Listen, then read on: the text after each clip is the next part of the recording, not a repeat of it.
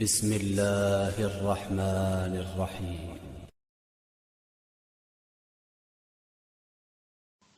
سورہ قاف آیت نمبر 16۔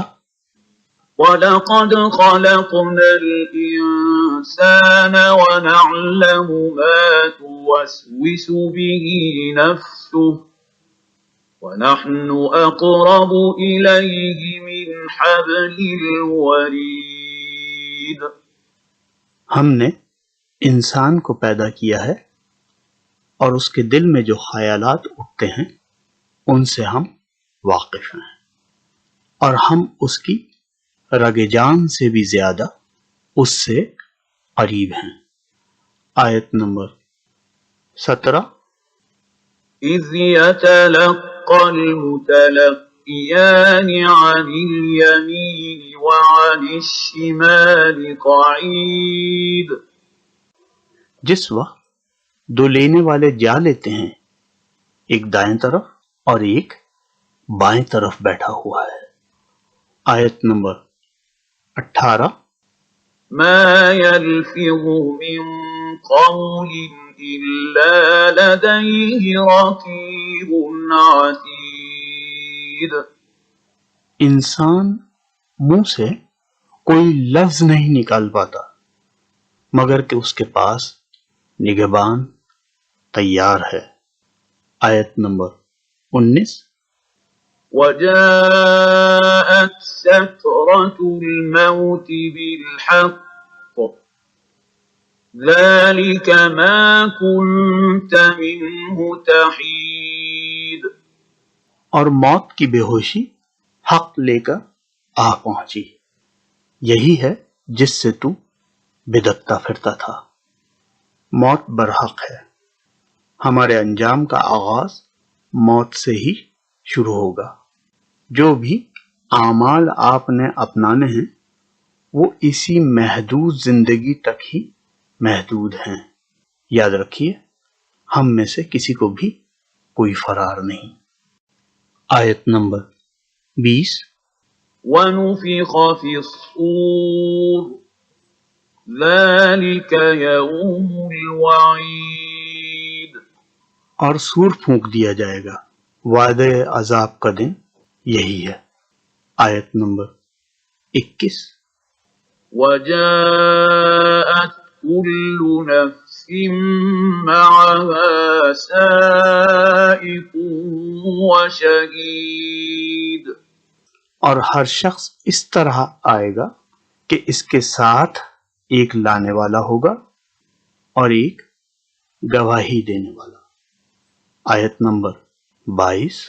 لَقَدْ كُنْتَ فِي غَفْلَةٍ مِّنْ هَٰذَا فَكَشَفْنَا عَنكَ غِطَاءَكَ فَبَصَرُكَ الْيَوْمَ حَدِيدٌ۔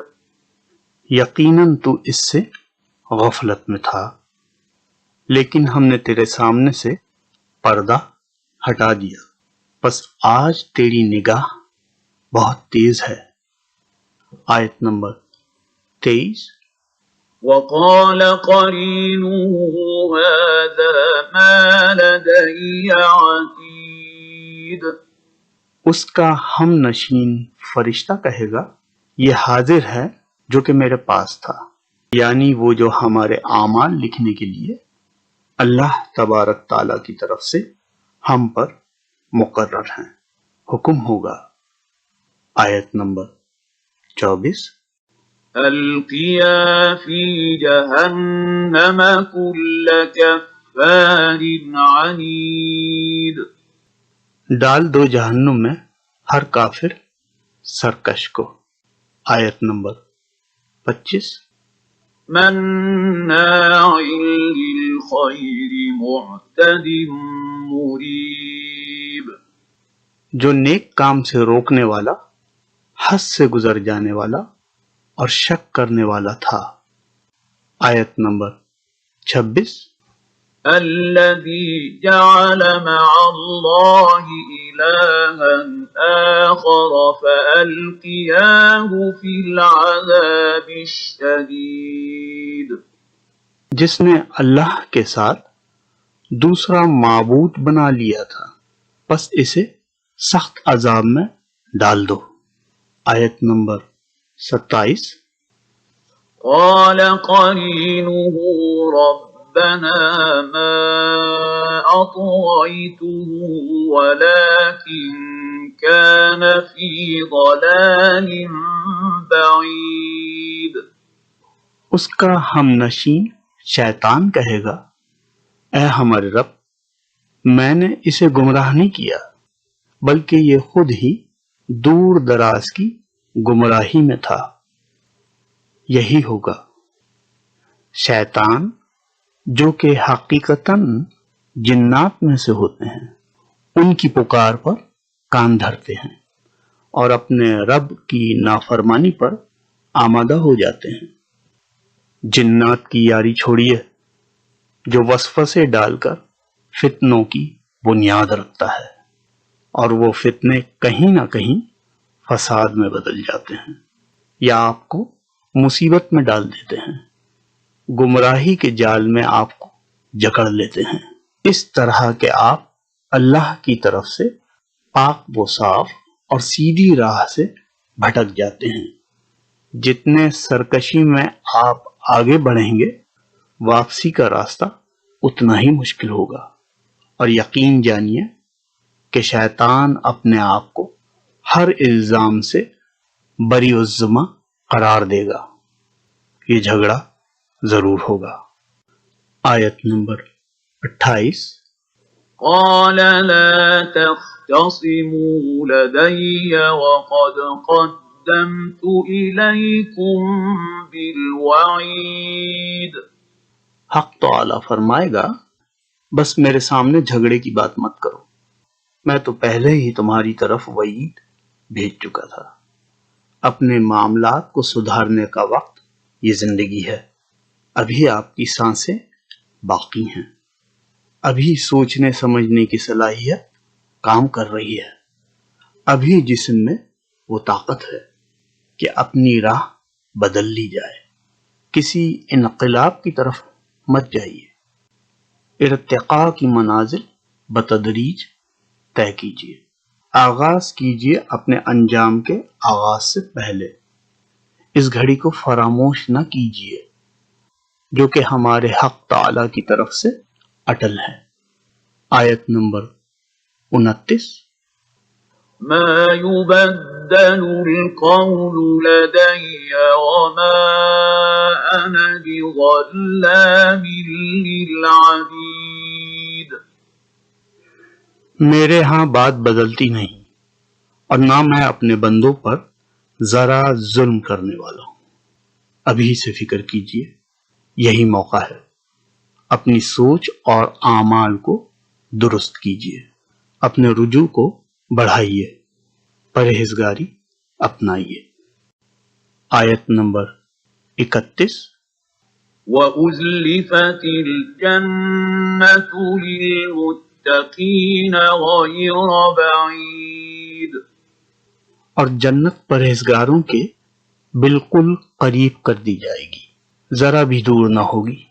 آیت نمبر 32۔ هَذَا مَا تُوعَدُونَ لِكُلِّ أَوَّابٍ حَفِيظٍ۔ یہ ہے جس کا وعدہ تم سے کیا جاتا تھا، ہر اس شخص کے لیے جو رجوع کرنے والا، پابندی کرنے والا ہو۔ آیت نمبر 33۔ من خشي الرحمن بالغيب وجاء بقلب منيب۔ جو رحمان کا غائبانہ خوف رکھتا ہو اور توجہ والا دل لایا ہو۔ آیت نمبر 34۔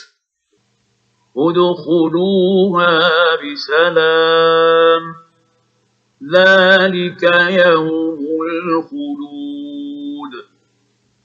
تم اس جنت میں سلامتی کے ساتھ داخل ہو جاؤ، یہ ہمیشہ رہنے کا دن ہے۔ آیت نمبر 35۔ لهم ما يشاءون فيها ولدينا مزيد. یہ وہاں جو چاہیں انہیں ملے گا، ہمارے پاس اور بھی ہے زیادہ. اپنے رب سے رجوع کیجیے اور اس کے احکامات کی پابندی کیجیے.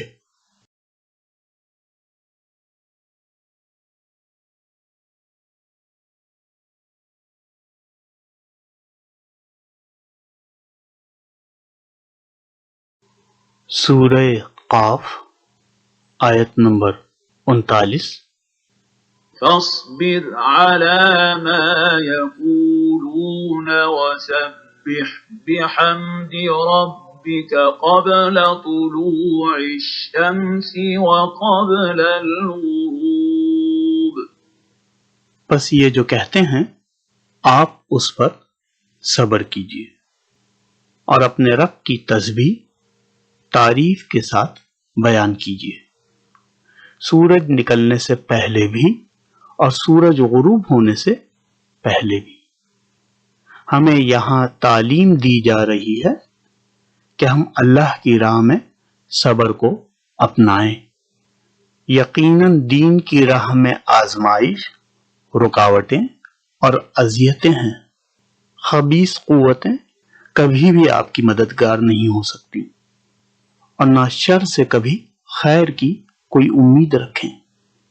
صرف اپنے رب پر توکل رکھیے، اس کی حمد و تسبیح کثرت سے بیان کیجیے، تنہائی میں یا لوگوں کے درمیان، سرگوشی میں یا مدھم آواز کے ساتھ، پوشیدہ بھی اور علل اعلان بھی. آیت نمبر 40. ومن الليل فسبحه وأدبار السجود. اور رات کے کسی وقت بھی تسبیح کریں اور نماز کے بعد بھی. آیت نمبر 41. واستمع يوم ينادي المناد من مكان قريب. اور سن رکھیں کہ جس دن پکارنے والا قریب ہی کی جگہ سے پکارے گا. آیت نمبر 42. يوم يسمعون الصيحة بالحق ذلك يوم الخروج. جس روز اس تند و تیز چیخ کو یقین کے ساتھ سن لیں گے، یہ دن ہوگا نکلنے کا. آیت نمبر 43. إنا نحن نحيي ونميت وإلينا المصير. ہم ہی جلاتے ہیں اور ہم ہی مارتے ہیں اور ہماری ہی طرف لوٹ پھر کے آنا ہے. آیت نمبر 44. يوم تشقق الأرض عنهم سراعا ذلك حشر علينا يسير. جس دن زمین پھٹ جائے گی اور یہ دوڑتے ہوئے نکل پڑیں گے، یہ جمع کر لینا ہم پر بہت ہی آسان ہے. روز محشر برحق ہے. اب تو سائنس بھی مانتی ہے کہ یہ کائنات نہ ہمیشہ سے تھی اور نہ ہمیشہ رہے گی. ایک نہ ایک دن سب درہم برہم ہونے والا ہے. کوئی بھی شے ہمیشہ قائم رہنے والی نہیں ہے سوائے ہمارے خالق کے، اور اس کا وعدہ ہم سے ہے ایک ابدی زندگی کا، ہمارے اچھے یا برے انجام کے ساتھ. اب ہماری کوششوں پر منحصر ہے کہ ہم اپنے معاملات سنواریں یا خود بگاڑ لیں. ہر کوئی اپنے کیے کا خود ذمہ دار ہے. دین آپ کے سامنے ہے، نصیحت آپ کے سامنے ہے. آیت نمبر 45. نحن أعلم بما يقولون وما أنت عليهم بجبار فذكر بالقرآن من يخاف وعيد.